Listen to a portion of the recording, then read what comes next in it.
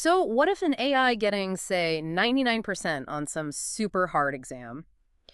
What if that still isn't really telling us how smart it is? Mhm. We see these amazing AI results all the time, right? Benchmarks, scores, they look impressive. But what do those numbers actually mean about how the AI thinks? That's a huge question. Yeah, so today we're doing a deep dive into this really fascinating proposal. It suggests a new way, a kind of an indirect way, to estimate an AI's IQ, specifically its fluid intelligence. Right, UVIS. Exactly. And the kicker is it anchors the AI's performance not just on what it gets right, but on who wrote the questions. Yeah, that's the core idea. We have these capability tests like Humanities Last Exam, HLE. Yeah. They show us an AI can solve really tough expert-level problems. That's useful for sure. Okay. But the percentages you get back, they don't really give you a calibrated measure of the AI's general cognitive chops, Right. especially that fluid intelligence, the GIF you mentioned, Mhm. the ability to reason, solve new problems. One novel problem-solving bit. Precisely. And that's the gap this proposal is trying to fill. It wants to give us a more, let's say, nuanced picture. Okay, so let's talk about HLE first. Humanity's last exam. It exists. It's designed to be incredibly difficult for AI. Yep.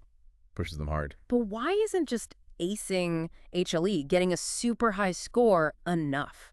Why doesn't that just tell us the AI's IQ? What's missing? Well, the thing is, those raw percentages, they just tell you what the AI accomplished. Like, it got X% right. Right. But they don't have that calibrated scale linked to general cognitive abilities. Yeah. When we talk greph, fluid intelligence, we mean raw reasoning power, solving puzzles you've never encountered. Like figuring things out from scratch. Exactly. It's not about recalling stored knowledge. It's about that problem-solving muscle. So a high HLE score shows competence, definitely. But it doesn't tell you how that competence stacks up against, say, human cognitive ability on a recognized scale. Right. It's just a score on that specific test. Pretty much.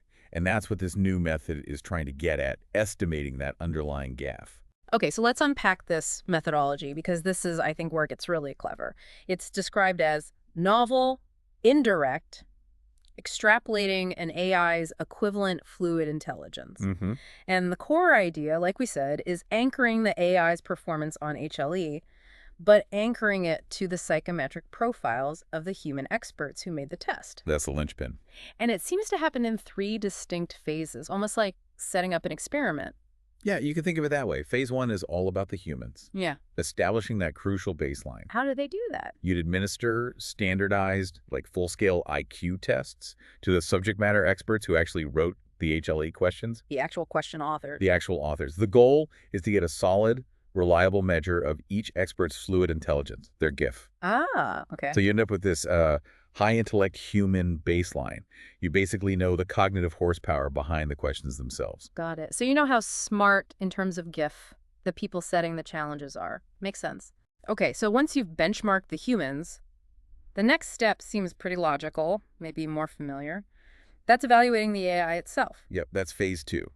Performance evaluation of the AI. Pretty straightforward, really. So the AI just takes the test. Essentially, yes. The AI system you're evaluating takes the complete Humanities Last Exam, under controlled conditions, of course. And the output is just its score. Its overall percentage score. How well it did across all those expert design problems, this is the part that's, similar to how we often test AI now. Right. We get a number back. Get a number back. But then comes the really interesting part. Phase 3. Phase 3, correlational analysis and extrapolation. This is really the heart of the whole proposal. Okay, correlation. So looking for connections in the data. Precisely. You're performing a correlational analysis, looking for a statistical relationship, a pattern, that links the data from phase 1, the human expert scores, and phase 2, the AI's performance on specific questions. So, like, does the AI do better on questions written by the hired of humans? That's exactly the kind of thing you'd investigate. You look at the relationship between the AI succeeding on a given question and the fluid intelligence score of the person who created that specific question. Well, okay. And then, based on how strong that relationship is and what kind of relationship it is, you extrapolate an equivalent fluid intelligence score for the AI. So you're using the pattern of success against differently sourced questions to infer the AI's own capability level. You got it. It's an indirect estimation based on that correlation. Okay, this next part, the central hypothesis. This feels potentially mind-bending. Yeah. It says that finding a strong positive correlation, meaning the AI does better on questions from higher gruff authors, that this correlation is a meaningful indicator of the AI's own developing fluid intelligence. Mm-hmm. So if an AI is consistently like nailing the problems set by the cognitive heavyweights, what does that really tell us? Well, it tells us quite a bit, potentially. The reason is, look, if a system consistently solves the challenges devised by the humans with the highest measured fluid intelligence, it's demonstrating a kind of problem-solving ability that, at least in its output, aligns with what those highly capable human minds produce. Okay, aligns with the output. Right. And this brings up a really important clarification they make.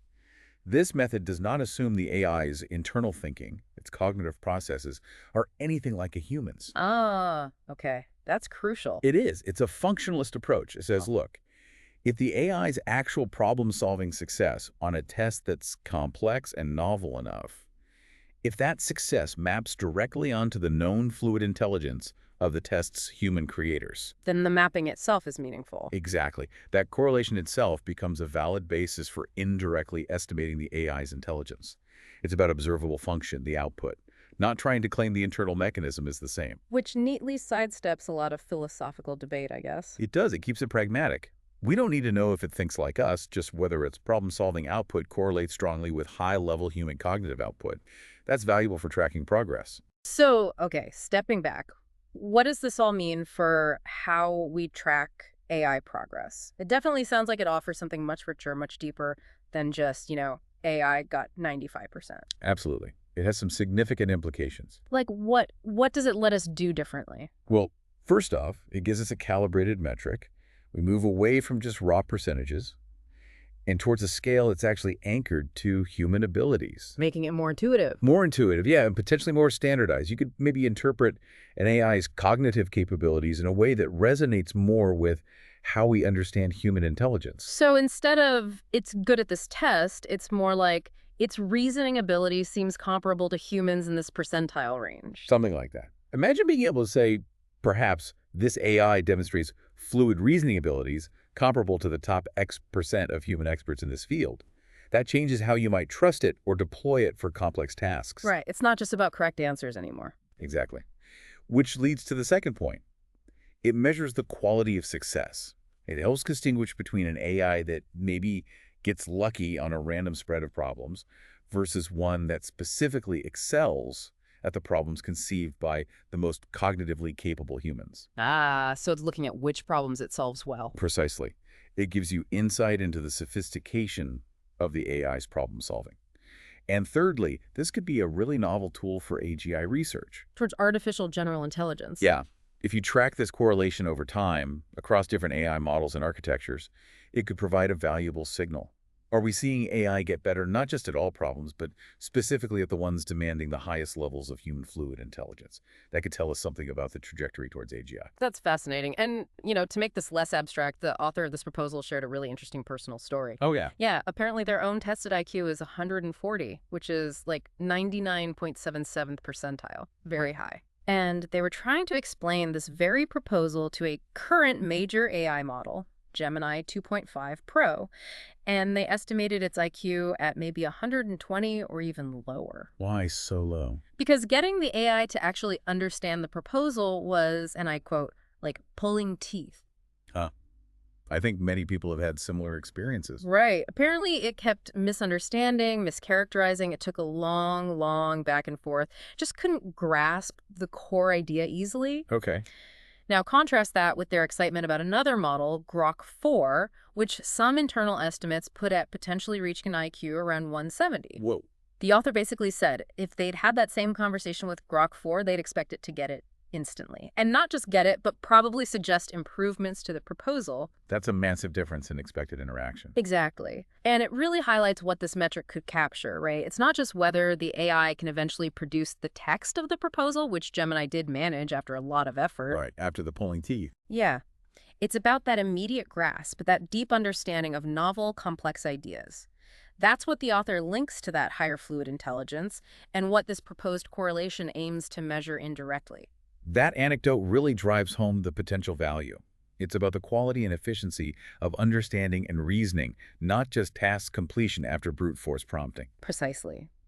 So to sort of wrap this main idea up, we're looking at using humanity's last exam, this really tough test, not just for its score, Right. Not as the end-all be-all measure itself. but more as a substrate, a foundation for this correlational study.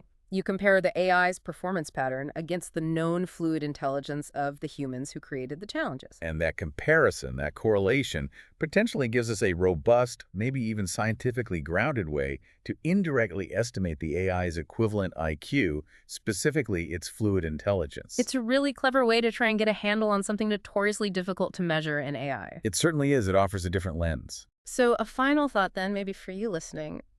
If we can start to estimate an AI's IQ in this way, by anchoring it to human expert cognition, how might that actually change how we design AI systems in the future? How might it change how we interact with them day to day? And maybe even more profoundly, what new possibilities does this kind of approach open up for truly understanding the path towards artificial general intelligence? Yeah. It's definitely something to think about.